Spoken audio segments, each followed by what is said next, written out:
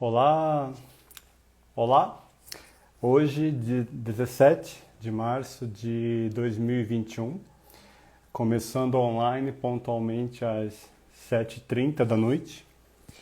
Mais pontual, acho que só a Rainha da Inglaterra, nem isso. Tudo bom, Fábio?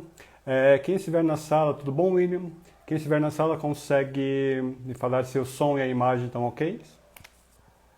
Júlia já está na sala, maravilha. Deixa eu já... Júlia, você pode pedir... Opa, já pediu o vídeo para mim? Ok. Maravilha. Todos muito bem-vindos. Deixa eu ver se eu já adicionei a Júlia. Júlia, eu já... Maravilha, obrigado, William, Glenda. E aí, tudo bom? Tudo ótimo. E vocês? Eu já vi que já tem muita gente boa aí. Ótimo, ótimo. Você me ouve e me vê perfeitamente, é isso? Perfeitamente. Vocês também? Sim, aqui tá tudo tranquilo. Bora lá? Então tá. Tô ansiosa, que hoje dava meia-noite, mas não dava 7h30, né? Por favor. Exatamente, exatamente. Então, aquecendo os motores, enquanto o pessoal vai entrando, eu já vou dando as boas-vindas. Começou. Sejam todas, todos muito bem-vindos à 25ª edição live de Diálogos Entre Nós, a segunda da temporada 2021. Eu sou Guilherme Gobato, já começo dando as boas-vindas, super feliz e grato a Júlia Piccolomini, nossa convidada. Júlia, gratidão de estar aqui. Eu que agradeço. Uma honra, uma honra. O prazer e a honra são todos meus. Eu sou Guilherme Gobato, sou sócio fundador, especialista em diversidade e inclusão pela Diálogos Entre Nós, uma consultoria que atua em pautas estratégicas e interseccionais, dentre os pilares étnico-racial, LGBTQIA+, pessoas com deficiência, gênero e geracional. E eu costumo brincar e usar que o nós tem um duplo sentido que dá nome à minha consultoria. O nós como primeira pessoa do plural, porque eu tenho muita certeza e esperança de que união e boas parcerias promovem muito mais equidade, igualdade e respeito em prol de uma sociedade mais diversa e inclusiva. E o nós também com plural de nó, obstáculos e dificuldades, que juntos e juntos, podemos exaltar rumo a mais inclusão e diversidades. Fazendo um breve resgate dos temas e dos encontros promovidos ano passado, foram 23 edições lives da Diálogos Entre Nós, em temas interseccionais, passaram por aqui, por esse palco virtual, 22 pessoas, em temas amplos e plurais, como de fato a vida é.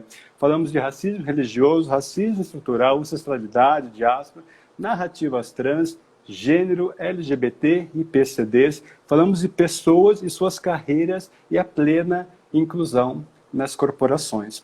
Acessem o canal da Diálogos Entre Nós aqui no @Gui_Gobato no Instagram ou mesmo no YouTube, Diálogos Entre Nós. Eu novamente reforço que eu estou muito mega feliz com a presença da Júlia aqui. E aí, Júlia, é o seguinte, eu vou rapidamente me áudio descrever, caso tenha alguma pessoa cega com alguma deficiência visual nos acompanhando online e offline depois. Aí eu passo a palavra para você, você igualmente se áudio descreva, por gentileza, e também se apresente. Eu sou um homem, eu me autodeclaro branco, cisgênero gay, porque representatividade importa. Uso barba e cabelo preto escuro, um óculos de grau. Estou vestindo uma camiseta preta, atrás de mim algumas paredes e algumas plantas do meu lado esquerdo. Júlia, por gentileza. Ai, Guilherme, é uma honra estar aqui. Antes de eu me autodescrever, eu sou muito fã do seu trabalho, né? Eu não te acompanho, eu te acompanho da época dos auditórios, não é mesmo? No Exatamente, presencial. 2019. Saudade de poder te abraçar no começo e no final. Poxa, você faz um trabalho tão bacana de conexão e com pessoas tão gigantes. Eu vi que a Glenda já está por aí, ela que estreou aqui na semana passada. Só gigante, só potência. E eu estar nesse lugar hoje, para mim, é um marco, sem dúvida, na minha vida pessoal, na minha vida profissional. Muito obrigada pela generosidade. E eu prometo aqui que eu vou tentar corresponder. Eu vou corresponder com meu afeto, com a minha generosidade, com muita, muita, muita gratidão. Muito obrigada pelo espaço. Meu nome é Júlia Piccolomini, me autodescrevendo antes de me apresentar, eu tô de preto, né? Eu tenho o cabelo nos ombros, é um castanho meio loiro, meio ruivo, tá uma mistura aqui. Caprichei na maquiagem hoje, né? Porque não é qualquer dia, então passei um delineado, um glitter, um batom vermelhão.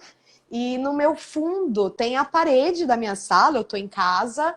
E a parede é um mural, né? É um quadro com plantas também desenhadas e com cores rosa, azul, um abstrato que mistura com plantas. Foi um grande amigo meu que desenhou na minha parede, Bruno Barata, ele é incrível. E eu tenho 31 anos, sou mulher cis, branca, bissexual, sou casada com um homem trans, sou um bandista e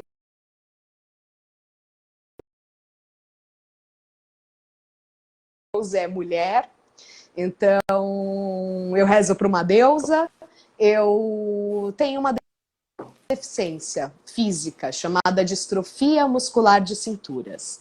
O corpo ele não regenera as fibras musculares. Todo mundo tem uma vida útil da sua musculatura, da sua fibra. E o processo de academia, por exemplo, é você acelerar essas quebras para no lugar delas nascerem novas e nascerem em camadas. No meu caso, se eu quebro a minha fibra muscular, não tem volta. Então, o que eu tenho, eu nasci, eu não sabia que eu tinha deficiência, fui descobrir com 20 anos, que foi quando eu piorei mesmo. Sou formada, e aí piorei, e aí eu descobri, depois de tentar muitos diagnósticos, foi complexo entender, mas aí eu entendi a minha realidade, e por incrível que pareça, foi um alívio inicialmente, assim, porque eu entendi que a minha realidade não era outra, eu me cobrava demais e sempre foi uma pressão muito grande em cima de mim mesma, que eu colocava, né, enquanto eu, opressora. E sou formada em artes cênicas, e aí foi quando eu descobri a deficiência, o instrumento de trabalho do ator é o corpo, e aí se eu faço mais fraca eu fico. E foi aí que comecei a ressignificar minha carreira, comecei a desenvolver dinâmica teatral para o ambiente corporativo. Entrei numa Big Four pela cota, eu trago isso com muito orgulho, porque se não fosse a cota, eu com meu diploma de artes cênicas, não sabia nem fazer planilha de Excel, eu não teria tido essa chance. E aí eu entrei no mercado de trabalho, me especializei enquanto business partner, né, uma consultora interna de RH, uma parceira do negócio olhando para pessoas. Fiz carreira em Big Four e há 2 anos eu trabalho no escritório de advocacia chamado Trent Ross Watanabe, e lá, além de eu exercer essa função de business partner, eu também trabalho com uma questão mais estratégica voltada para a experiência do profissional. Então, processos de onboarding, de programa de avaliação de performance, engajamento, pesquisa de clima, diversidade e inclusão, responsabilidade corporativa. Eu estou trabalhando nisso. Eu acho que é isso. Aí além é importante trazer isso também, porque além de eu atuar no escritório, eu também abri minha empresa nesse momento de pandemia, né? Eu tenho uma empresa de marketing, uma agência produtora de marketing digital, humanizado. Todos nós do grupo trazemos uma interseccionalidade de grupo de vulnerabilidade social, e a nossa luta é trazer humanização para esse ambiente e representatividade para esse ambiente de marketing, né? E aí a gente tem algumas soluções, e uma delas é a Academia Diversidade, mas aí é pauta para um outro tema, a gente fala mais sobre isso. Bom, bora lá, já fizemos as apresentações, Júlia, Gui e Júlia. Vamos começar então a discussão? Vamos lá. Maravilha, maravilha. Então, uma rápida problematização para dar continuidade, tirando esses alguns minutos de chuva, temporal, sei lá o quê, na Zona Sul de São Paulo.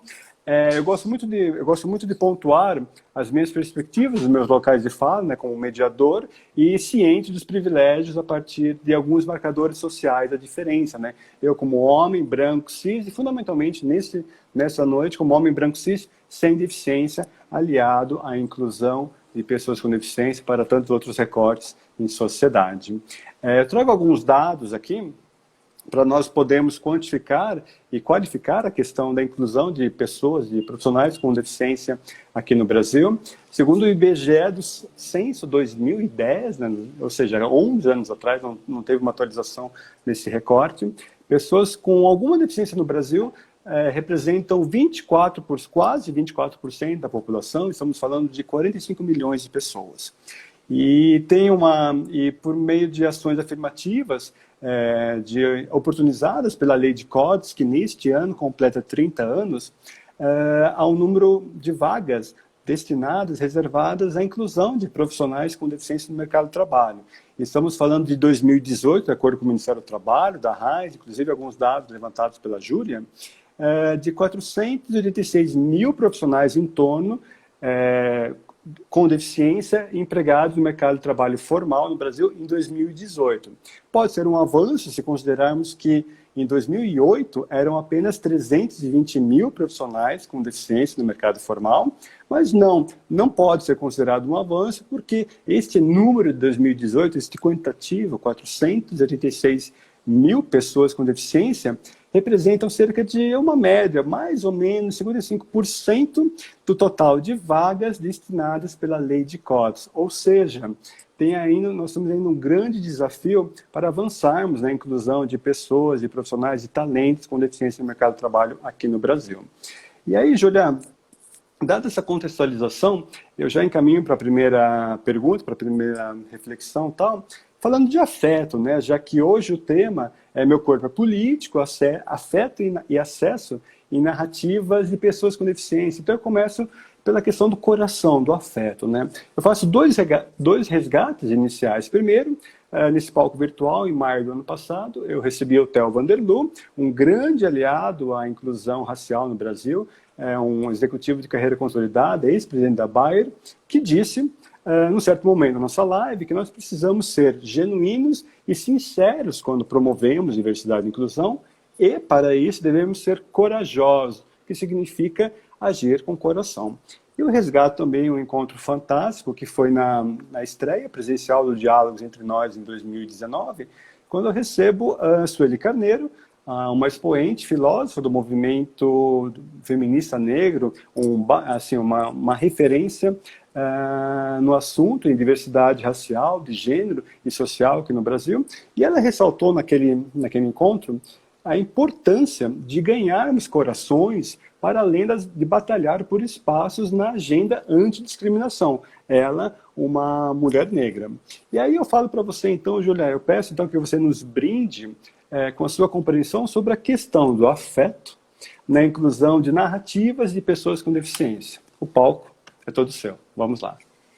Guilherme, eu gosto muito do conceito pessoa com deficiência, né? Desde 2008, que foi quando teve a Assembleia, a Constituição dos Direitos das Pessoas com Deficiência na ONU, foi definida a nomenclatura pessoa com deficiência. A pessoa vem antes da deficiência.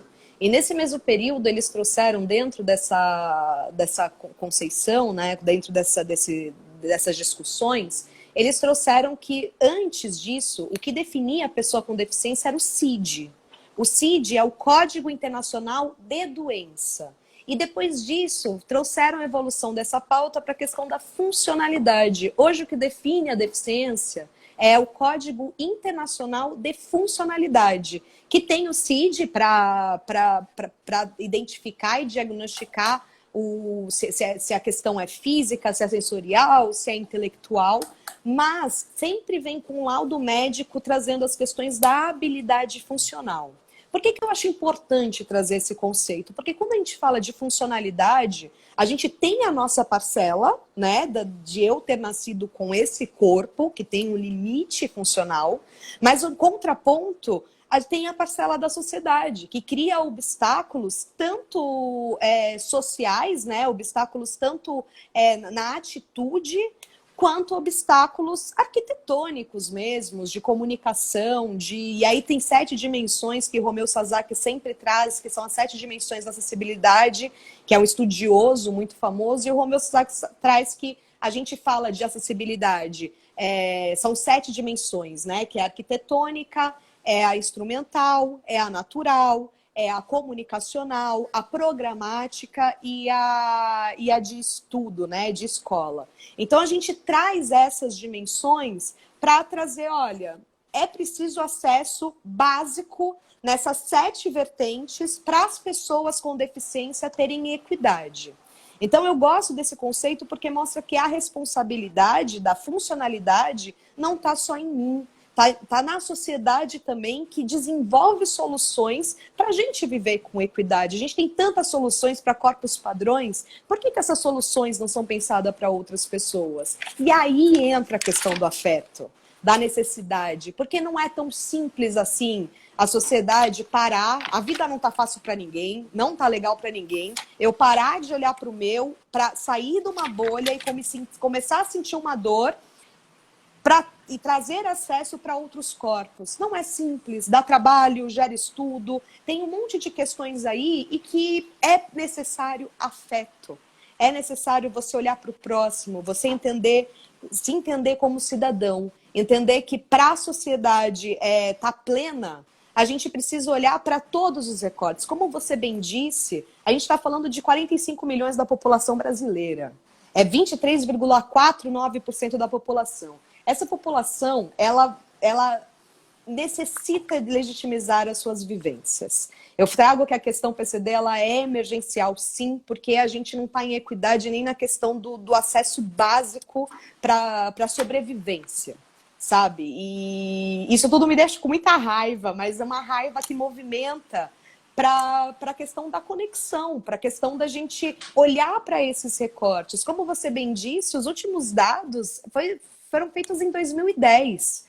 A população ela é silenciada. O capacitismo, né? A Sueli traz a questão do ser anti-preconceito, né? O capacitismo é o preconceito direcionado a pessoas com deficiência. Então, geralmente, o que se rotula é que ou o PCD é o coitadinho, né? Ou o PCD é o herói, a inspiração, que só de viver já tem caráter, já tem todo o resto, que também não é bem assim. Cada pessoa é uma pessoa, né? E não existem esses rótulos. Mas a gente trabalha para quebrar todos esses estigmas que vêm para nós, porque coloca a nossa deficiência antes de nós, a nossa condição antes de nós. As pessoas olham para nós, elas veem a ausência. Elas não veem todas as possibilidades. E as possibilidades existem. Essas 45 milhões de pessoas, que é a parcela que está apta para trabalhar no mercado de trabalho, não está. A representação PCD é só 0,9% trabalha com carteira assinada. E por que essas pessoas não estão no mercado? A gente precisa entender a história. Onde estavam essas pessoas na história? Não sabemos.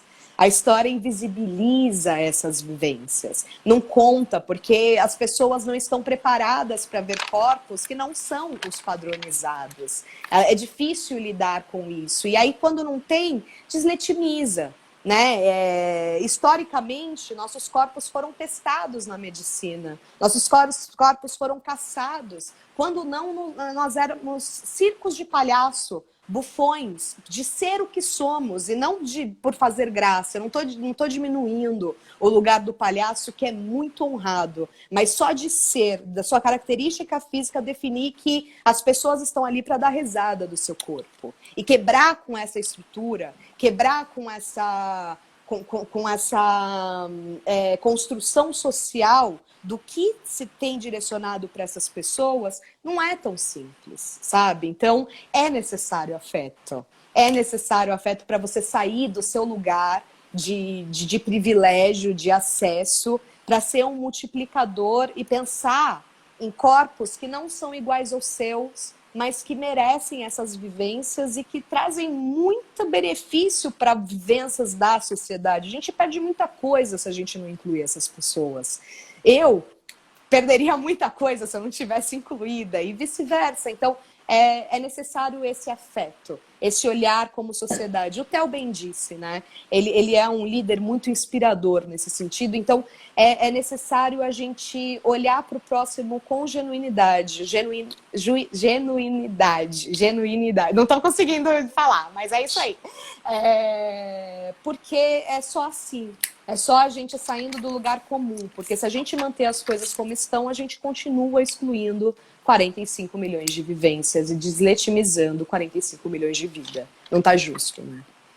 Perfeito, Júlia. E como você me disse, né, antes de qualquer deficiência, há uma palavra que significa muita coisa, que são pessoas com deficiência. São pessoas não por acaso vêm antes, né? E são pessoas com sentimentos, com vontades, com sonhos, com de serem de realizarem, de serem incluídas no mercado, né? E não digo necessariamente no mercado de trabalho, mas para serem viabilizadas e visibilizadas, né? Porque na verdade nós estamos falando de seres humanos e que se na verdade o que nos iguala são as nossas diferenças e as desigualdades são construídas social e historicamente na sociedade, nós temos que combater de fato diversos preconceitos, né, entre os quais o capacitismo, que você bem colocou, que faz com que nós enquanto sociedade, né, preconceituosa, capacitista, por exemplo, não veja as potencialidades do que as pessoas, os profissionais, os talentos com deficiência estão aptos e aptas a contribuírem, né, numa geração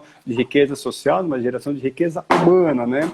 E aí eu pego um gancho sobre o mesmo, sobre essa mesma questão, né?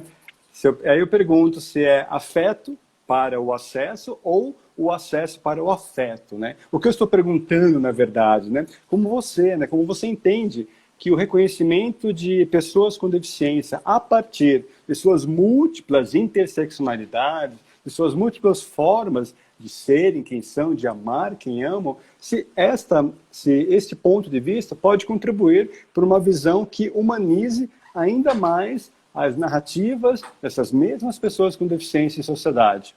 Todo céu.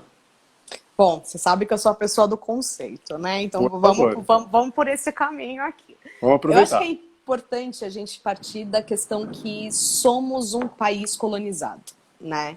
E chegou pra gente um modelo certo do que se deve ser, de qual é o modelo de família, da cor que se tem que ter, e que a partir disso daí, tudo, a cor, o corpo, você está pontuando os pontos, né?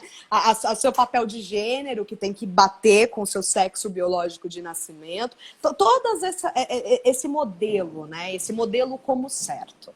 E a partir desse modelo, todas as soluções e tudo que foi construído foi para esse recorte, que é o certo. E aí vem vários dramas na cabeça de pessoas que não se encontram, de buscar amor próprio, mesmo mulheres, né? Eu buscar amor próprio, por exemplo, sendo uma mulher gorda, eu tenho que todo dia buscar essa beleza, porque não é isso que a gente vê nas revistas, não é isso que a gente é cobrado diariamente. Então, assim, esse padrão define todo o resto, como você deve se sentir. É isso tudo que foi construído a partir desse recorte, que é para se ter uma vantagem, definiu os restantes como marcadores sociais. Tá? Eu acho que é essa visão que a gente tem que ter pela questão da construção social. Por quê? Porque está provado, tem aí estatísticas que mostram que quanto mais distante você for dessa passabilidade, desse padrão, passabilidade para o padrão, mais marginalizado você é. Tá? Então, assim, a questão racial, os negros, quanto mais retinto for, mais vai estar no índice de pobreza. Se você for falar das pessoas com deficiência, tem a deficiência que só de olhar as pessoas falam, nossa, nem parece. Você fala, nossa, mas eu tenho mesmo uma deficiência. E tem a questão das deficiências mais severas, que de olhar já causa um estranhamento. E aí, é provado a questão, as mulheres trans, que não têm oportunidade de emprego, não tem capital, né, não tem demanda no mercado de trabalho, mas tem demanda para a prostituição.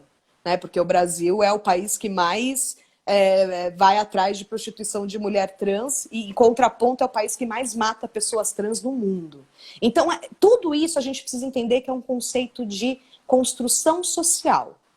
Esse recorte ao certo, ele vai ter todas as oportunidades, ele vai estar com um ciclo familiar, com um capital girando, enquanto os outros, há muito tempo, por falhas históricas, estão marginalizados. Então, é muito complexo quando a gente fala de interseccionalidade, porque a gente está falando desses marcadores que têm esses estigmas, e quanto maior as interseccionalidades, mais dificuldade a pessoa vai ter, porque ela vai ter vários preconceitos direcionados para você.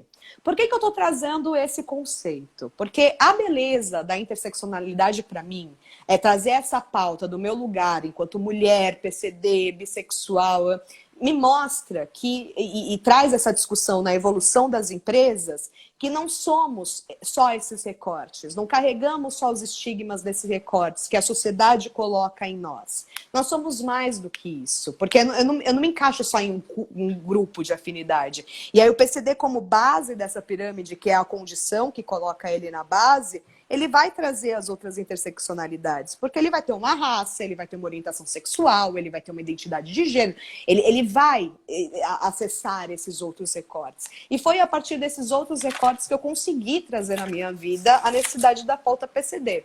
Mas qual que é a beleza da interseccionalidade? É que nós sermos oprimidos não faz de nós isentos de sermos opressores.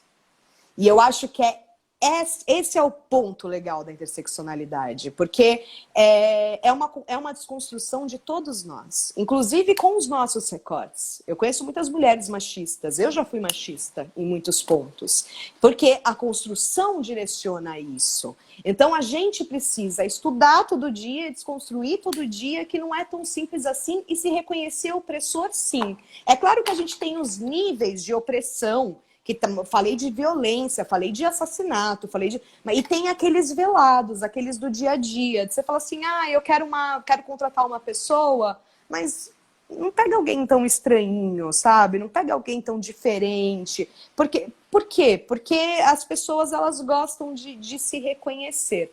Mas a questão estamos nesse lugar de oprimido e opressor. E quando a gente está nesse lugar de opressor, a desconstrução, ela traz empatia para essas pessoas que também estão nesses padrões para se aproximar dessa pauta. Porque eu acho que a pauta da diversidade como evolução foi muito necessário a gente falar dos recortes segregados e das dores, e acho que essa pauta tem que continuar, porque a cada dia a gente descobre novas formas de opressão. Mas falar de interseccionalidade é a gente unir os nossos recortes, porque se a gente se unir, a gente não é minoria, né? O grupo de minoria já não se usa mais, porque não é minoria numérica, é minoria mesmo de direitos e de acesso. Então, é a gente trazer essa empatia, é a gente aproximar a pauta de diversidade e mostrar que essa é uma pauta de todos como comunidade, como sociedade. Entendeu? Porque quando a gente fala de inclusão social, a gente tem o lugar do opressor, que tem que parar de manter essa roda, e do oprimido que reivindica o seu lugar e que vai quebrar essa atitude viciada das pessoas no mesmo ciclo, numa mesma linha de opressão. Então, assim, a pergunta é: afeto para ter acesso e acesso a ter afeto? Eu acho que é um que gera no outro, para a gente acabar crescendo. Mas, sem dúvida, eu acho que o primeiro passo, se a gente vai falar assim, qual que começa, é com certeza o afeto. Porque se para começar, você enquanto aliado, Gui, se não tivesse me dado esse espaço, e essas pessoas, vocês que estão aqui nos ouvindo, não tivesse parado numa quarta-feira à noite para ouvir o que a Júlia tem para dizer, a gente não move a conscientização, a gente não move a atitude, tudo parte das pessoas, as soluções partem das pessoas. Então é necessário a gente diariamente refletir, se descobrir opressor, se conscientizar sobre isso, sair desse lugar da culpa, desse lugar do julgamento, de o que você está fazendo, e ir para o lugar do acolhimento, o lugar de entendemos que também não é fácil sair dessa bolha e se doer pela dor dos outros, porque já não está fácil viver. Mas é assim que a gente vai conseguir, através dessa consciência do acolhimento, a gente transformar em ação. Interseccionalidade, para mim, é transformação. E aí o ciclo fica sem fim, porque quanto mais acesso, mais afeto vocês vão receber em troca. E aí vice-versa. E aí cada vez mais crescendo. Mas sem dúvida eu acho que o afeto é o primeiro passo. Perfeito, Julia. E até também nessa mesma linha, né, por vezes, né, se a sociedade não acaba acessando pessoas com deficiência, conhecendo as histórias, conhecendo as narrativas, a multiplicidade de perfis, de vidas, de experiências, se nós não acessamos tais, nós, se não acessamos, como é que nós podemos desenvolver afeto pelo que nós não conhecemos, né? Então, precisamos de fato, enquanto uma pauta emergencial, uma pauta muito, muito cara aqui no Brasil, não apenas pelo aspecto quantitativo, mas pelo aspecto qualitativo, estamos falando de pessoas que nós de fato possamos acessá-las, né, e ter, não em troca, na verdade, mas ter a presença de um afeto para que a gente possa, então, fazer essa roda andar, né? Então, é realmente muito interessante o afeto processo e o acesso para o afeto. E você, inclusive, trouxe muito da interseccionalidade de corpos, né? Então, quando eu recebi em 2019, no eixo PCD, lá no Google for Startups, tinha a Ivone Gata de Rodas, uma mulher cadeirante, ativista dos direitos sexuais e reprodutivos de pessoas com deficiência, plenas de seus corpos, de seus desejos, intenções. Tem também a Claire Galdino, que muitos de vocês conhecem, tal. Ela ficou cega a partir dos 20 e poucos anos de sua vida, ela sendo uma mulher negra. Olha que uma camada interseccional de opressão ao se tornar uma pessoa com deficiência. Então, nós devemos, de fato, entender o acesso para o afeto e, obviamente, demonstrar afeto muito antes de pensarmos também em incluir pessoas com deficiência. Aí, Julia, vejo aqui muitas pessoas em empresas, a Paula, a Glenda, a Eli Ranieri, grande referência nacional na inclusão de talentos com deficiência. Ficamos muito honrados com todas e todos aqui.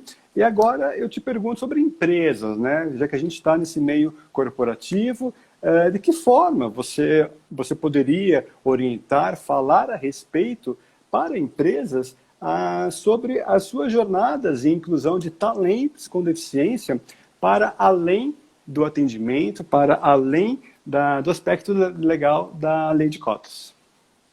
Perfeito. Eu acho que é humanização, sabe? Nos nossos processos. E em todos os processos, sabe? De empresa. Então, quando a gente fala desde o processo de atração, quando a gente comunica uma vaga, a gente está comunicando para todos os corpos. As nossas vagas, elas têm audiodescrição. As nossas vagas, elas têm a oportunidade comunicacional, né, para todo mundo chegar a essa vaga.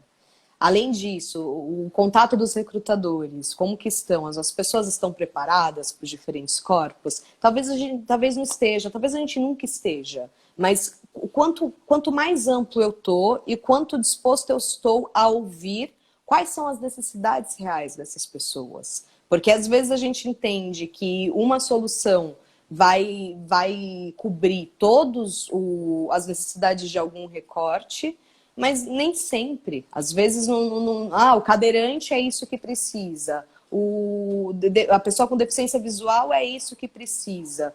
Às vezes não. E como que a gente vai descobrir? Ouvindo, entendeu? Escutando, desde o processo, identificando, fazendo um processo de conscientização para as lideranças saberem o que são esses diferentes corpos, entender como lidar, sabe, o que é invasivo demais perguntar, o que não é, o que pode, porque também é tudo muito novo para algumas vivências, então a gente precisa comunicar, a gente precisa dessas pautas dentro das empresas, né, para quebrar para quebrar esses vieses, né, inconscientes que estão aí na nossa construção, que é tão exclusiva. A dica que eu dou primeiro, RH, seja humanizado.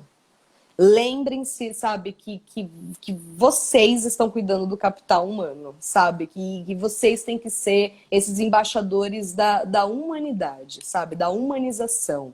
de ouvir, de acolher. Eu sei que a gente está dentro de uma estrutura, que está dentro de uma empresa, mas vamos lembrar, o capital humano é o que faz giro. Trabalhe para manter as suas pessoas engajadas, para entender quais são as dores dentro da empresa, se tem espaço para acolhimento, se não tem, o que pode ser feito, é sensibilização, é painel de conversa, é grupo de afinidade, o que vai ser, mas o que vai ser efetivo nesse olhar para dentro, porque não é só contratar. A gente precisa ter um ambiente acolhedor dentro dos nossos espaços para reter essas pessoas. E aí, os líderes, a mesma coisa, sabe? Eu acho que a complexidade da diversidade e inclusão é que ela tem uma receita para as informações chegar, mas para ela ter mudança, quando a gente fala de mudança cultural, a gente está falando de individualidade. É a atitude individual das pessoas. É um líder falar, olha, eu tenho uma vaga e eu quero que seja uma pessoa com deficiência. Eu tenho uma vaga e eu quero contratar pessoas trans. Porque se a gente não flexibilizar a partir dessas necessidades, porque vamos voltar ao ponto, aqueles marcadores sociais onde as pessoas são marginalizadas, significa que elas não tiveram o mesmo acesso de estudo. Então, quando você fecha uma vaga com necessidade de tais cursos de faculdade de primeira linha, de inglês, né? Tem pesquisas que mostram que só 5% da população fala inglês no Brasil. Se eu tenho uma vaga que tem inglês, eu estou excluindo 95%. Desses recortes, então, de talentos, exatamente.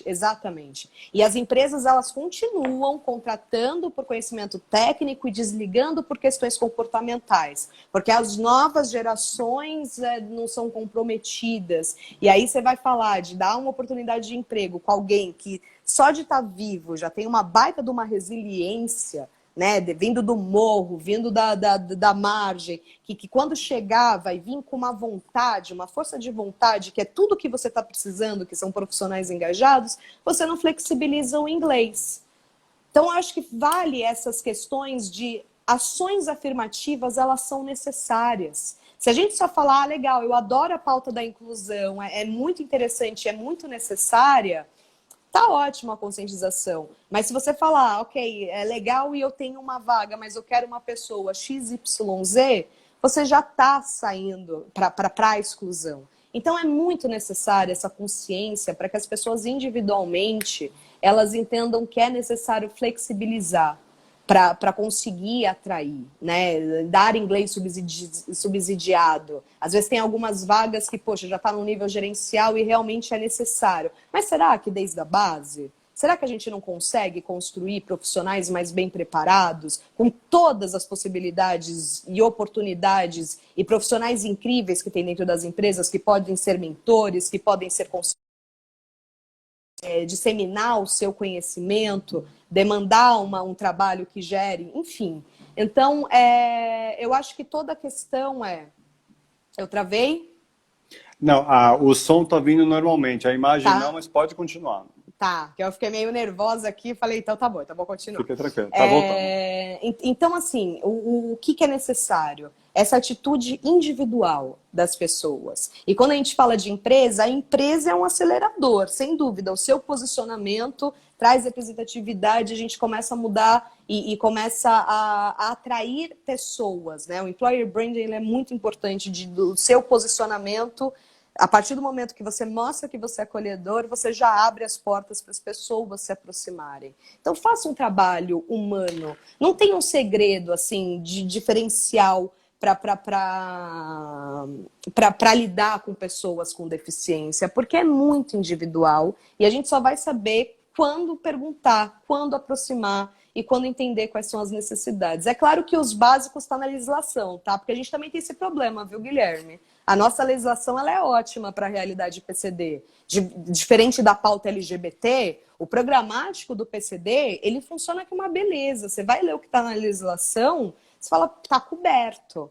Mas quem faz acontecer o que está no papel na nossa sociedade? E quem de nós, PCD, tendo essas representações, nos apoderar, como que a gente vai se apoderar se o que é visto sobre nós e o que é trazido sobre nós é tão pejorativo, é tão rotulável, é tão... Então, assim, as pessoas também não vão se sentir apoderadas para falar, olha, eu vou entrar aí, eu preciso de uma rampa, porque está na legislação, na questão de desenho industrial, que já está ali coberto sobre acessibilidade arquitetônica. Não reivindicam. Os aliados também não. E aí a sociedade continua fazendo dos mesmos moldes, tendo a legislação ali e sem fazer acontecer o que está coberto, o que é nosso direito necessário para a equidade natural das coisas, né? De vivência. Júlia, eu sei porque a live caiu no começo, eu falei, mas acho que você não estava nessa transição. É a chuva, né? Não a chuva, porque realmente que eu já te conheço, as suas narrativas são muito potentes, são muito, assim, pesadas, e não há conexão de dados que seja capaz de suportar, de segurar os seus argumentos. E você disse algumas coisas que eu vou rapidamente, antes de encaminhar duas perguntas que eu peguei aqui. Você falou o seguinte, que legal eu ter dado esse espaço a você. Primeiro, você fez por conquistar, são narrativas, são experiências, são trajetórias de vidas pessoal e corporativas. Então, eu costumo dizer o seguinte, o sucesso e o progresso de inclusão de pessoas negras, pessoas LGBTs, de mulheres, pessoas com deficiência, de pessoas em grupos minorizados em direitos, só fazem estar nos espaços porque, de fato, tem que estar ali. Então, eu não te dei esse espaço, você faz muito para conquistar. Então, é um feedback. As empresas são feitas de CPFs, uns grandes CNPJ que são feitas de CPFs. E a inclusão, ela é uma questão atitudinal com alta intencionalidade, né? Eu não estou falando de diversidade, eu estou falando de inclusão de diversidades. Trazer as diversidades para provermos acolhimento, respeito, dignidade e também criatividade, produtividade e fator estratégico para os negócios. Então, é bom para as empresas, é bom para as pessoas. Ou a gente faz por amor, ou pela dor, ou pela inteligência. E nada mais natural do que termos uma visão completa da vida como ela é. Júlia, temos duas perguntas, a gente está encaminhando mais ou menos para os 10, 11, 15 minutos finais. E eu peguei aqui, eu já peço desculpas se eu perdi alguma das perguntas, mas duas aqui eu consegui pegar. Primeiro, o seguinte, talvez de 2 pontos atrás, a Luciana, ela nos pergunta, Júlia, como é que podemos manifestar com afeto em um momento político tão polarizado? Entenda assim, o seu corpo ele é político, não por acaso, os nossos corpos são políticos. Como é que então a gente pode manifestar afeto numa situação tão descabida da nossa realidade nacional? De desgoverno, né? Eu acho que primeiro a gente não pode se isentar da nossa responsabilidade, né? Fomos nós que colocamos essas pessoas ali, né? Foi por voto. Então, eu acho que... E quando eu falo nós, eu não estou dizendo que eu votei nessas pessoas, tá? Por favor. Mas nós, sociedade. Então, e o que mais me choca, assim, enquanto CPF, é que ninguém que está ali mentiu para sabe? Eu acho que as pessoas são óbvias ali de serem lidas e ainda assim foram escolhidas como maioria da nossa população que voluntariamente votaram nessas pessoas para estar. Então, para começar, a gente precisa começar a nos responsabilizar enquanto sociedade sobre os nossos votos, né? Comunicar melhor, entender o que é fake news, conversar com a mãe, política se discute sim. É necessário a gente falar de política, trazer para a nossa realidade, porque são os nossos representantes. E aí, numa realidade onde metade da população é mulher, onde mais da metade da população é negra, cadê essas representações? Lá, no governo, nas tomadas de decisão, no poder.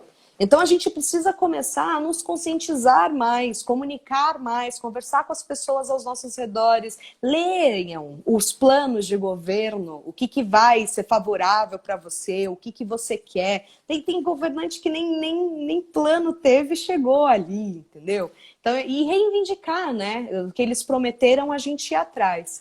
É complexo nesse desgoverno a gente procurar acesso, a gente procurar afeto, né? Porque estamos, além da questão do desgoverno, estamos no momento de Covid, né? Estamos no momento pandêmico, onde também os números não melhoram, né? É uma sociedade que um familiar pega Covid e não fica em quarentena, por exemplo, né? Não protege os seus, porque não vai acontecer comigo. Então, esse desrespeito, ele acontece no nosso dia a dia, né? A gente não está conseguindo fazer o mínimo enquanto sociedade. E aí o nosso governo não tem como não ser um reflexo desse nosso desgoverno, desse nosso desalinho, né? Porque toda essa construção que a gente está falando desde o começo nos tornou uma sociedade doente, uma sociedade desigual. E quando eu falo doente, eu estou falando dos índices de depressão e de suicídios, que estão cada vez subindo mais. E o que a gente está fazendo sobre isso? Né?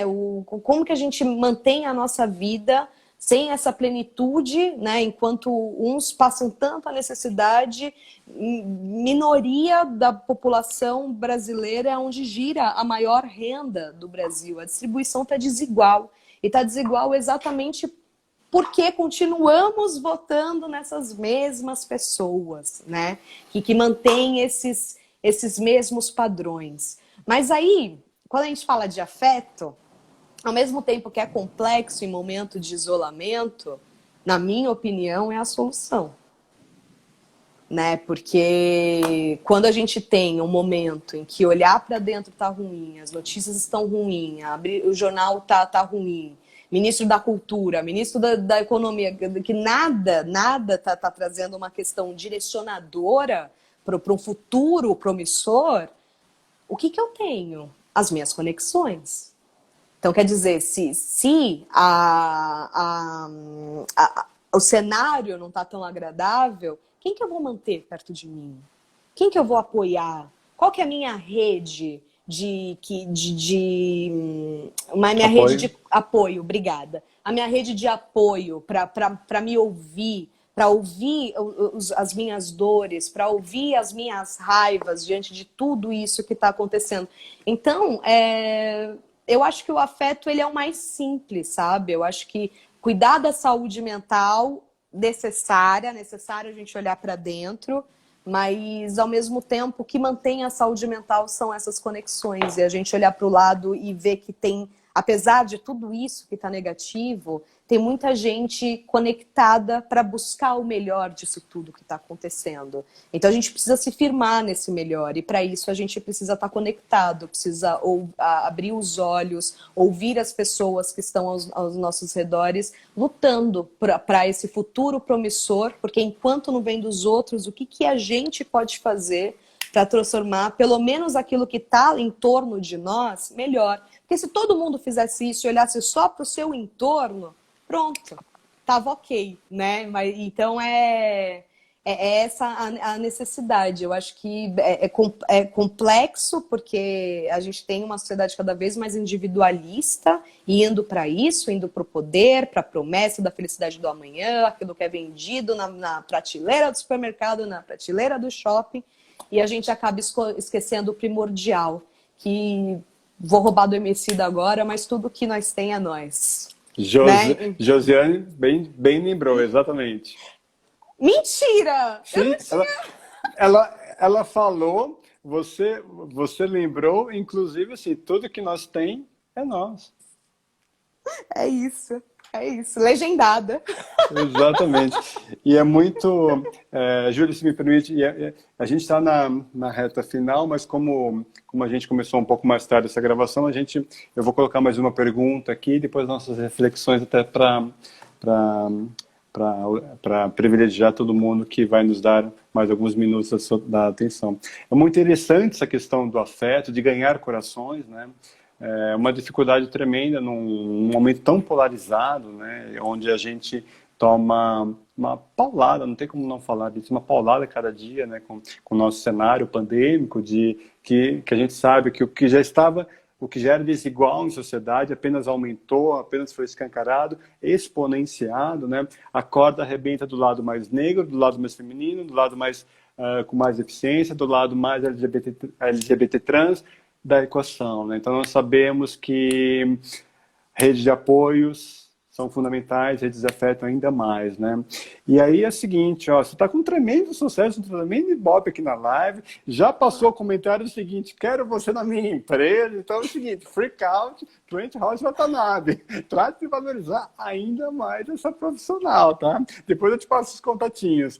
E é o seguinte, para além da brincadeira, mas rolou muita torcida, poxa, é isso mesmo, faz sentido, porque a gente está falando de humanização, a gente está falando de visibilizar, de viabilizar pessoas em sociedade. Que pessoas essas? As pessoas com deficiência, que é o tema da nossa live.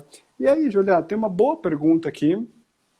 Valeu, Mari. Tem uma boa pergunta aqui que eu já me encaminho e depois a gente já pega algumas reflexões e finalizamos com afeto.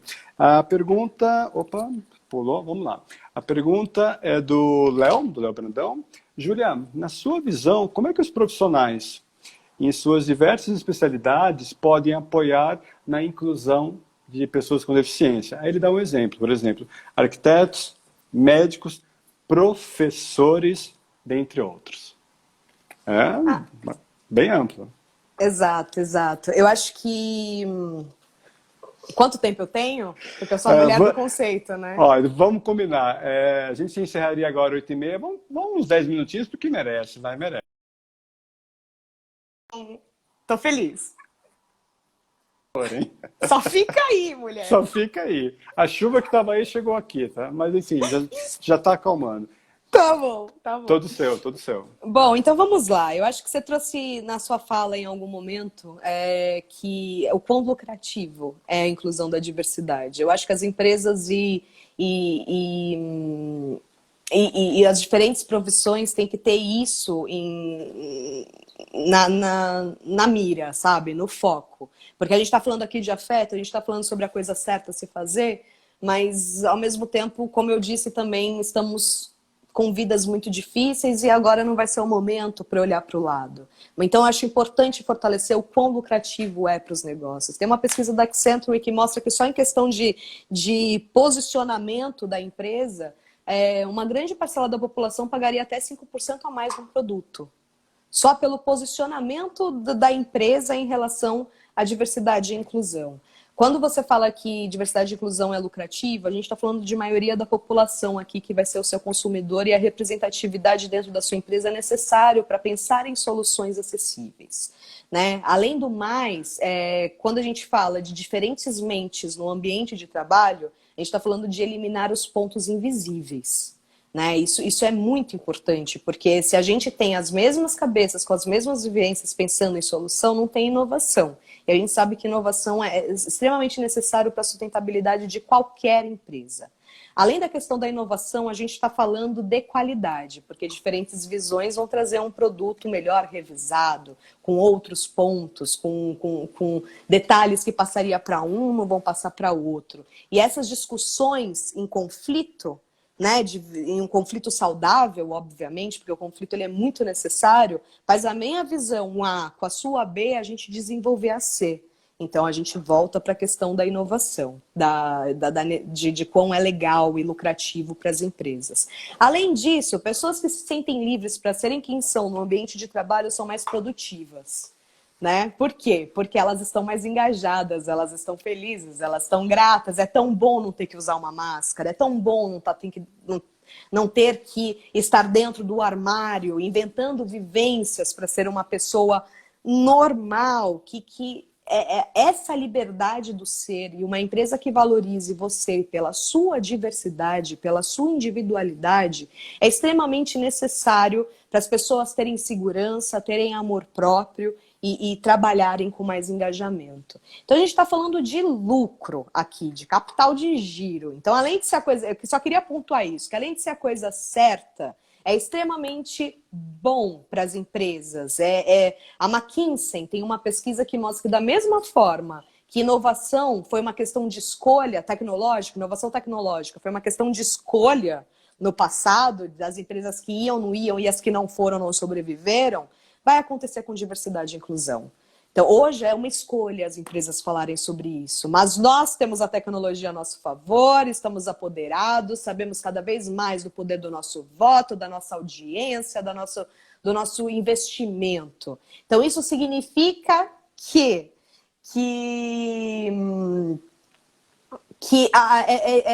onde que eu estava? Da lucratividade, né? Da lucratividade, e isso Me significa perdi. que tudo isso, a intenção é bom para os negócios, é bom para as empresas.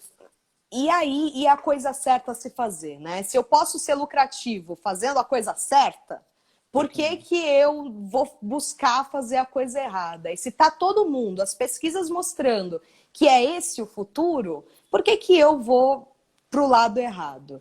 Então, o que eu preciso dizer para responder a pergunta sobre esses profissionais é que olhar para o próximo não é só a coisa certa a se fazer.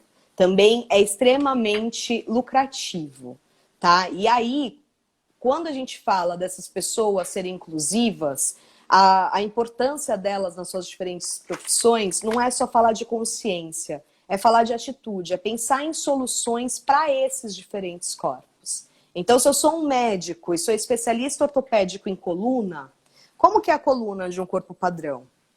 E a coluna de um outro corpo? Como que ela funciona? Eu preciso estudar. Eu preciso entender como que são esses outros pontos. Um arquiteto, quando eu desenvolvo, por exemplo, arquiteto de interiores, que faz o designer de interiores e que desenvolve móveis, como que eu desenvolvo móveis mais acessíveis? Se eu tenho uma empresa de advocacia que tem soluções para empresas gigantes, como que eu desenvolvo cartilhas para a comunidade que não tem acesso para ter um advogado?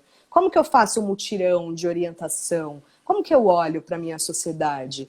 Professores, se eu tenho o aprendizado e todo mundo tem o direito de aprender, como que eu desenvolvo as minhas diferentes pessoas com seus diferentes ritmos de aprendizagem?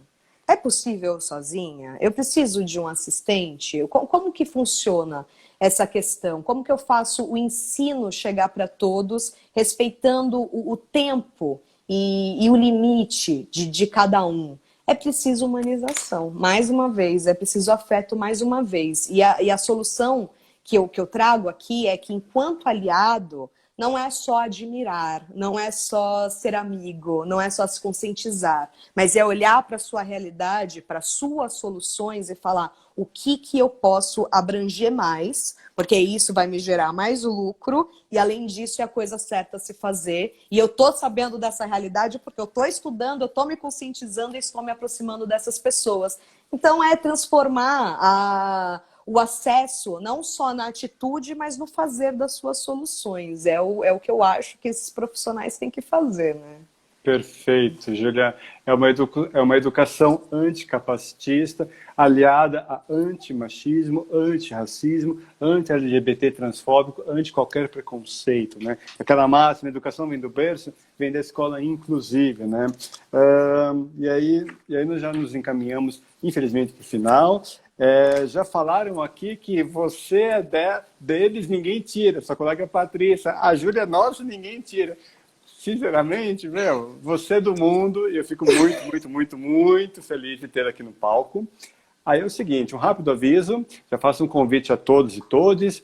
Todas as quartas-feiras, de março até julho de 2021, salvo raríssimas exceções, todas as quartas, 7h30 da noite, Diálogos Entre Nós Live. Quarta-feira que vem, recebo Tânia Chaves, uma mulher negra, geracional, interseccional, que é uma profissional em diversidade e inclusão na área de uma holding educacional. Ela vai discutir conosco aqui diversidade racial e interseccionalidades, uma pauta urgente e de todos. Quarta-feira, dia 24 de março, 7h30, aqui no @Gui_Gobato.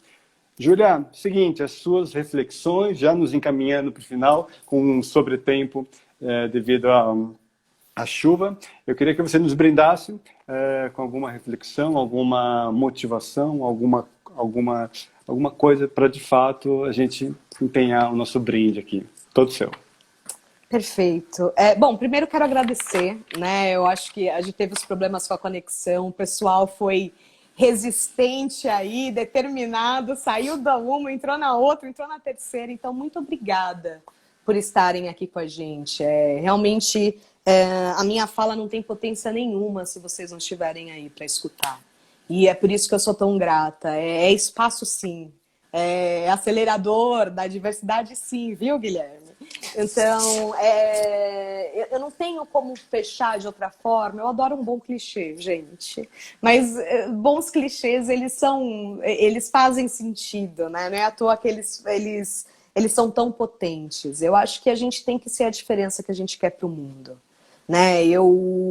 Quando a gente fala de conexão, de afeto, basicamente é vibrar pelo outro, pelas conquistas dos outros, é tentar tirar o melhor dos outros, entregar o seu melhor para eles, mesmo que os dias não estejam bons, dê uma direcionada, hoje eu não tô legal, mas seja essa diferença, sabe? Mais uma vez, a realidade não tá boa, não tá legal, é difícil ser pleno. Tem um termo que eu já ouvi muito, aprendi numa das lives do Guilherme, que é o Ubuntu,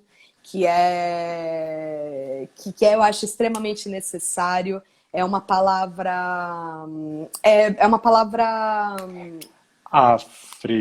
africana, não é? Eu acho que é... Sim, sim, africana. Beleza. Então é uma palavra africana que não tem uma tradução única, mas é que fala que a sociedade ela tem que ser segura o suficiente para viver em colaboração, para viver em harmonia, para viver com esse espaço de todos, porque não tem uma sociedade plena, não há uma sociedade saudável enquanto pessoas estão sendo assassinadas, enquanto as pessoas estão sendo mortas. Então, eu acho que a gente tem que fazer essa reflexão de eu estou vivendo a minha rotina, mas tem alguma coisa me incomodando. O que será essa coisa? O que você pode fazer com isso? Eu não tenho dúvida que está atrelado ao quanto a gente, em pleno século XXI, pode ser melhor e o quanto a gente precisa acelerar, porque é para ontem, sabe? Então, assim, sejam a diferença que vocês querem para o mundo. Construam ao lado de vocês a rede de apoio, que são pessoas que você admire, que vibre pelas suas conquistas. E siga nessa positividade, porque eu acredito muito na humanidade, Gui. Se não fosse isso, a gente não estava aqui comunicando, falando. Precisamos. Porque o caminho até aqui não está legal. Então, alguma coisa a gente precisa mudar. Então, por que não mudar para o melhor, para o olhar para o outro? Da gente parar de olhar só para dentro, onde eu vou tirar a vantagem, onde eu vou... E começar a pensar onde que a gente, enquanto sociedade, pode ser melhor, menos opressiva, menos exclusiva e um lugar onde todo mundo tem as suas vivências legitimizadas, tem o direito ao mínimo de acesso para ser alguém e para corrigir todas essas falhas que nos colocam no lugar onde estamos hoje. Podemos mais. Então, seja a diferença que vocês querem para o mundo. Eu acho que é com esse clichêzão que eu fecho aqui e agradecendo de todo o meu coração. Obrigada pelas mensagens. Eu não enxergo muito de longe, mas depois eu vou xeretar. E obrigada por fortalecerem. Eu acho que tudo isso é possível por causa do nós, né? E faz todo sentido esse diálogo entre nós, não é mesmo? Senhor Exato. Artista, genial, generoso, sábio, obrigada, obrigada. Eu hiper agradeço, Júlia, você estar aqui no palco virtual do Diálogos entre nós. Nós falamos entre nós para que eles possam vir se tornar os nós por mais inclusão e diversidade. Júlia, a todos e a todas, meu muito obrigado, gratidão por estar aqui prestigiando Júlia, me prestigiando, somando esforços para mais inclusão e diversidade. Duas rápidas reflexões, temos mais uns 2 minutinhos. Não por acaso, nós falamos em Sueli Carneiro, nós falamos em Theo Vanderloo. Sueli entrou no começo da live, eu falei em Sueli Carneiro, pá, ela entra na live. Ela entrou na live e o Theo Vanderloo entrou em algum momento que nós estávamos falando aqui nos últimos 15, 20 minutos. Sentiram, né? Exatamente. Ainda bem que a gente estava falando bem, né, Guilherme? Sempre, sempre. E aí eu deixo uma reflexão, 2 reflexões agora, já encaminhando para o final.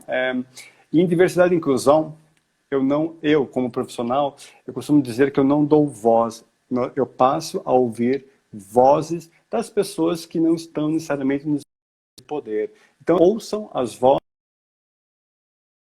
de grupos minorizados que não acessam os espaços de poder que vocês acessam com maior facilidade.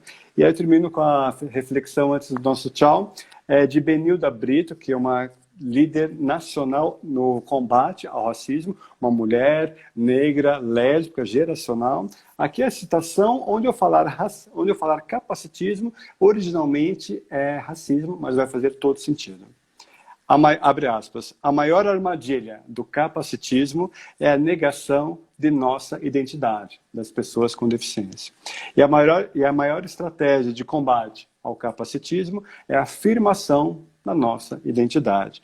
Por isso, a luta contra o capacitismo é uma luta de todos que acreditam ser possível escrever uma nova história. Júlia Piccolomini, gratidão por estar aqui conosco, gratidão a todos e a todos. Meu muito obrigado, um abraço e um super beijo. Eu que agradeço. Orgulho PCD, gente. Obrigada. Vamos que vamos. Valeu. Obrigada, Guilherme. Valeu a todos e todas. E Ju, saindo, salva a live e a gente já se fala, tá bom? Combinadíssimo. Obrigada. Um grande abraço, beijo. Valeu, pessoal. Até semana que vem. Tchau, tchau. Ai, tô feliz. Beijos.